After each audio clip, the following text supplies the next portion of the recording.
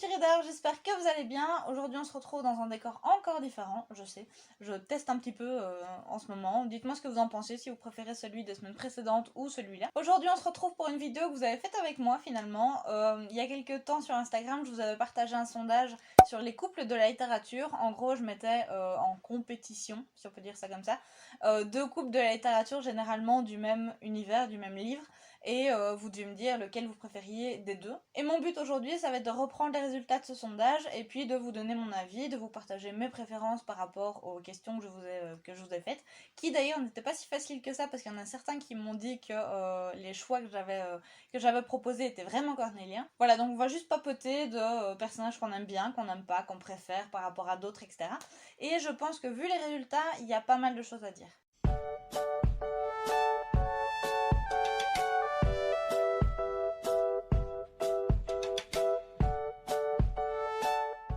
Les premiers couples que j'avais mis en compétition, c'était de l'univers d'Outlander, c'était Claire et Jamie contre Roger et Brianna, et Claire et Jamie ont largement gagné la manche avec 86%. Alors même pour moi c'était difficile de choisir, et je pense que finalement je suis compréhensive par rapport à l'avis général, mais ça reste quand même pas mon avis. En fait au début je les aimais bien, même si de temps en temps ils étaient un petit peu gnangnan et ça partait vite au dramatique mais extrême.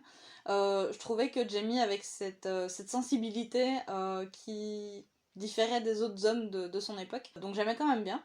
Et puis Roger est arrivé, et Brianna est arrivée, et ça a complètement changé la donne. Je trouve que Roger et Brianna justement n'ont pas ce côté dramatique et ce côté sensationnel en fait que j'avais retrouvé chez Claire et Jamie. Et puis je trouve qu'ils sont super mignons tous les deux en fait. Et Roger est vraiment devenu un des personnages que je préfère. Donc clairement j'aurais pris Roger et Brianna je crois. Le deuxième match il était quasiment évident, c'était Ron et Hermione contre Ginny et Harry, et vous avez été 4 sur 5 à me dire que Ron et Hermione étaient votre couple préféré. Et sur ce point-là, je vous comprends. En fait, je vous comprends parce que je trouve que Harry et Ginny, déjà, on les voit pas assez. Donc, je trouve qu'on peut pas vraiment s'attacher comme on s'attache à Ron et Hermione. Et puis, Ron et Hermione ont quasiment cette sensibilité qu'on peut retrouver, par exemple, chez Christophe et Anna dans La Reine des Neiges. Alors, chacun ses références, d'accord, mais je trouve que c'est assez égal. Parce qu'au début c'est une haine, et puis au final l'un est là pour l'autre et réciproquement, et ils se rendent compte qu'il y a des sentiments, etc. Donc c'est limite beau, ça apporte une poésie en plus dans le début de ce couple là. Donc clairement j'aurais dit comme vous en fait. Le troisième match, je pense qu'il a été dérivé par le fait qu'il y a un des deux couples qui n'était pas très très connu, donc du coup fatalement on prend l'autre. C'était Christina et Will contre Triss et 4 dans Divergente. Alors moi j'adore Divergente, je trouve que c'est une dystopie vraiment super cool. Je vous en ai parlé il y a quelques temps, je crois que c'était la semaine passée, dans le tag Young Adult de La Voix du Livre et le cahier de lecture de Nathan. Et en fait, sans trop révéler de choses, je trouve que dans la série et dans le premier livre, parce que j'ai lu que le premier, shame on me, je trouve qu'on n'a pas le temps de s'attacher à Hal comme il faut, comme on s'attacherait par exemple à Triss et à 4.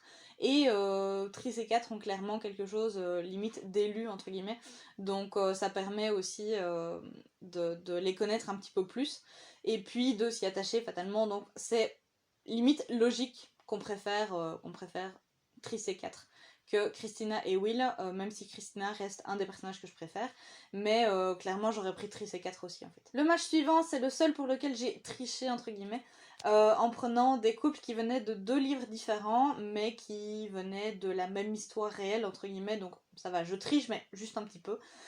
C'est Hazel et Augustus dans Nos étoiles contraires, et puis Stella et Will dans Five Feet Apart. Et vous avez été 85% à dire que Hazel et Augustus étaient mieux que Stella et Will. Là, encore une fois, je peux comprendre parce que Nos étoiles contraires a fait plus de bruit, je pense, que Five Feet Apart.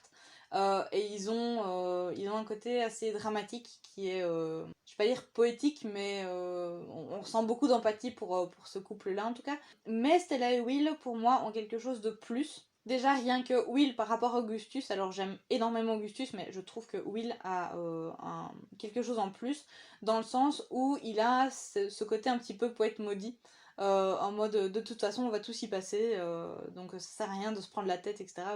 Moi je fais ce que je veux pour que ma vie elle soit bien. Et puis ça lui donne un charisme en plus. Maintenant, Will, contrairement à Augustus, est malade, donc est-ce que c'est ça? Je ne sais pas.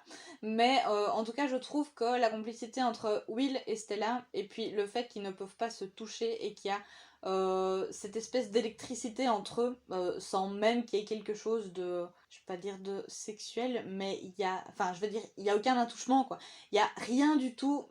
Il y a peut-être un baiser à un moment donné, mais sinon il y a rien du tout. Et pourtant on est mais comme des dingues parce qu'il y a une attraction folle qu'on ne retrouve pas avec Hazel et Augustus, même si j'aime beaucoup ce couple-là. C'est dur en fait, je suis dure avec moi-même. Mais bref, pour le côté poète maudit de Will et pour l'attraction que Will peut avoir envers Stella, et réciproquement, je crois que j'aurais pris Will et Stella. Alors le match d'après, il n'était pas si évident que ça parce que on pouvait se tromper si on prenait les livres ou les films, mais je pense que vu que j'ai mis des images du film, tout le monde a compris plus ou moins. C'était Emma et Jacob dans Miss Peregrine et les enfants particuliers contre Hugues et Fiona. Donc pour ceux qui ne s'en souviendraient pas, Hugues c'est celui avec les abeilles et Fiona c'est celle qui manie un petit peu la croissance des plantes, etc. Enfin des légumes pour la maison des particuliers. Et là vous avez été 83% à préférer Emma et Jacob, ce que je comprends tout à fait et j'aurais été du même avec vous. Parce que bah déjà Hugues et Fiona, je crois que c'est juste un cheap comme on dit, donc c'est pas vraiment quelque chose qui se fait. Enfin, je veux dire, ils sont pas ensemble comme Emma et Jacob peuvent l'être, donc il y a quelque chose qui est moins développé fatalement dans le film, enfin dans le livre aussi remarqué. Et donc un peu comme avec Will et Christina, en fait je crois que j'aurais choisi Emma et Jacob par méconnaissance de Hugues et Fiona. Alors, le prochain match, il était super important, je voulais absolument le mettre pour avoir votre avis. En gros, c'est Katniss et Gale, et puis Katniss et Pita. Alors, quand c'est sorti, je ne compte pas le nombre de polémiques qu'il y a eu sur ce match-là, sur ce triangle amoureux-là. Il y a vraiment Team Pita et Team Gale, comme on pouvait avoir Team Jacob et Team Edward dans Twilight. Enfin, c'était vraiment dingue. Et c'est là que je vois qu'on s'est super bien trouvé parce que vous avez été 74% à dire que vous préfériez Pita à Gale. Et clairement, je suis de votre avis à 1000%. Déjà parce que Gale se fait friendzoner, genre, tout le temps.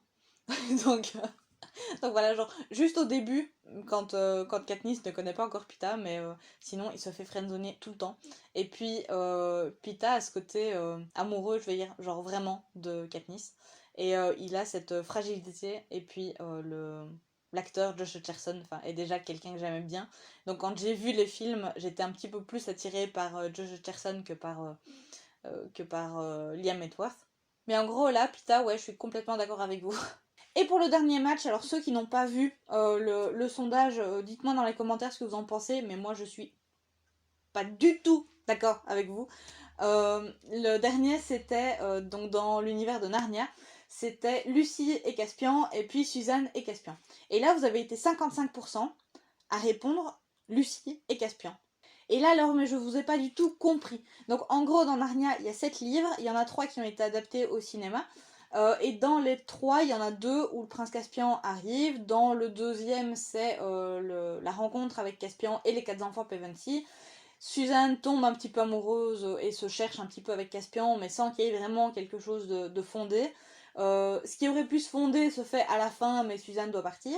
Et en gros, quand dans le troisième, les enfants Pevensie reviennent, il n'y a que Lucie et Edmund qui reviennent. Donc il n'y a que Lucie en personnage féminin, je vais dire, qui revoit Caspian et vu que elle tombe amoureuse de Caspian, elle veut absolument ressembler à sa sœur, etc. Enfin bref, je vais pas vous refaire tout le film, mais en gros, elle a une attirance pour Caspian. Je comprends pas les gens qui typent Lucie et Caspian parce que pour moi, Caspian pour Lucie, c'est un grand frère. Donc ça me paraît bizarre en fait. Et puis Suzanne, quoi, c'était tellement mon personnage préféré à l'époque que non, Caspian, c'est avec Suzanne, c'est pas avec Lucie. Là, je suis pas d'accord. Voilà donc les petits headers pour ce premier sondage Instagram. Moi, ça m'a beaucoup plu de voir un petit peu vos réponses, etc., de vous mettre un petit peu dans mes vidéos. C'est franchement chouette. N'hésitez pas à mettre un petit pouce bleu si jamais ça vous plaît aussi, qu'on se refasse ça. Et puis dites-moi dans les commentaires ce que vous alliez dire. Si vous ne me suivez pas encore sur Instagram, vous pouvez y aller, comme ça vous allez voir les prochains sondages. Et si jamais vous avez des idées de sondages, vous pouvez aussi me les mettre en commentaire, comme ça je regarderai un petit peu pour faire un thème qui nous plaît à tous. Et puis n'hésitez pas non plus à aller vous abonner, comme ça on se refera plein de petits jeux comme ça tous ensemble, histoire de parler de littérature tous ensemble. Ça me donne l'idée de faire un club de lecture d'ailleurs. Je sais pas si ça vous dirait aussi. Enfin bref, dites-moi tout ça dans les commentaires. En tout cas, moi je vous souhaite de magnifiques lectures, un excellent confinement. On ne le dit jamais assez, mais restez chez vous. Et puis on se rejoint la semaine prochaine. Salut!